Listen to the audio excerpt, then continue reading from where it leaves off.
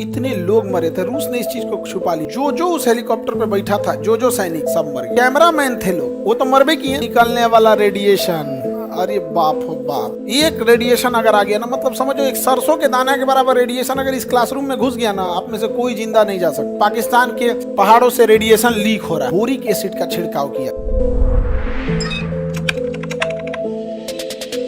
तो 1986 में ना यहाँ पर रूस ने एक शहर बसाया, नाम रखा प्रीपेट। क्या शहर बसाया?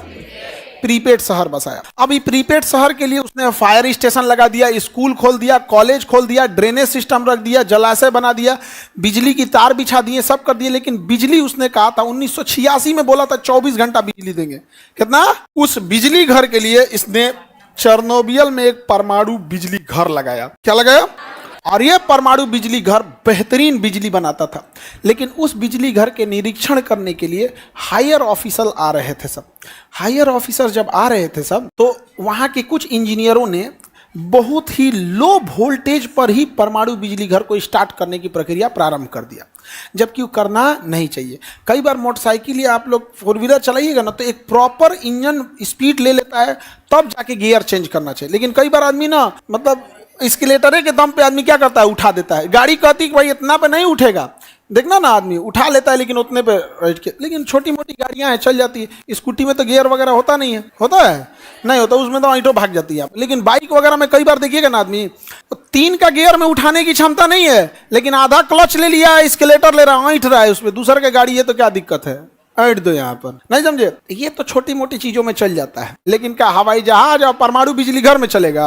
परमाणु बिजली घर में भी गधा ने ऐसा ही कर दिया। अब ब्लास्ट हो गया परमाणु बिजली घर। चेरनोबिल परमाणु दुर्घटना हुआ, ब्लास्ट हुआ। परमाणु बम से जब परमाणु बिजली घर से ब्लास्ट हुआ, वो तो छोटा मोटा ब्लास्ट की तरह था, लेकिन उससे निकलने वाला रेडिएशन, अरे बाप हो बाप। एक रेडिएशन अगर आ गया ना, मतलब समझो एक सरसों के दाना के बराबर रेडिएशन अगर इस क्लासरूम में घुस गया ना, आप में से कोई जिंदा नहीं जा सकता है। कोई जिंदा नहीं जा, मतलब जैसे कोरोना दिखाई देता था वैसे ही रेडिएशन दिखता नहीं है।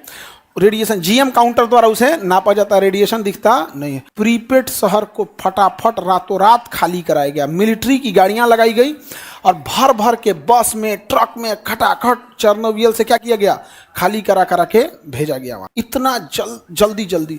और वहाँ पे क्या किया गया, बोरिक एसिड का छिड़काव किया गया पूरे शहर में। बोरिक एसिड क्या होता है ना, रेडिएशन को लेके बैठ जाता है। और जिन हेलीकॉप्टरों से बोरिक एसिड छिड़का गया था, उस हेलीकॉप्टरों पे भी रेडिएशन आया था। एक हफ्ता के बाद जो जो उस हेलीकॉप्टर पे बैठा था, जो जो सैनिक, सब मर गया। इवन कि जो कैमरामैन थे लोग, वो तो मरबे किए।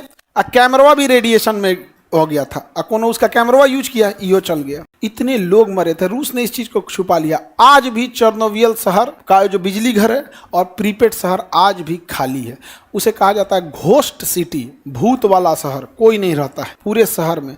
रूस यूक्रेन की पूरी लड़ाई में न रूस की सेना उसमें घुसी है, न यूक्रेन की सेना उसमें घुसी है। अगर गलती से एक को सैनिक उस एरिया में घुस गया और रेडिएशन का शिकार हुआ, तो तुरंत मरता नहीं है। रेडिएशन वाला, कोरोना वाला तुरंत मरता था, तुरंत मर जाता, तो दिक्कत नहीं था।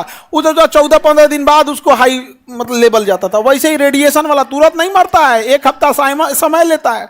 और एक सप्ताह समय के बीच वो कहाँ कहाँ घूमा है, मान के चलो एक रेडिएशन वाला आया, इसमें घुस गया, वो तो एक हफ्ता बाद जाएगा और 3-4 को कोई इसमें दे देगा। और वो 3-4 को कहाँ देते जाएगा, कहाँ कहाँ लॉज, हॉस्टल, दुकान, चाय के दुकान पे गया, वहां किसी को दे दिया, वहां ले आया, चुरा तूने, कहानी तहस नहस हो जाती है। बहुत खतरनाक होता है। अभी जैसे कैसे कह दिया था कि पाकिस्तान के उस पे पहाड़ों से रेडिएशन लीक हो रहा है, हल्ला कर दिया। हालांकि परमाणु एटॉमिक एजेंसी ने इसे क्या कर दिया था, मना कर दिया था। क्या किया था, मना कर दिया।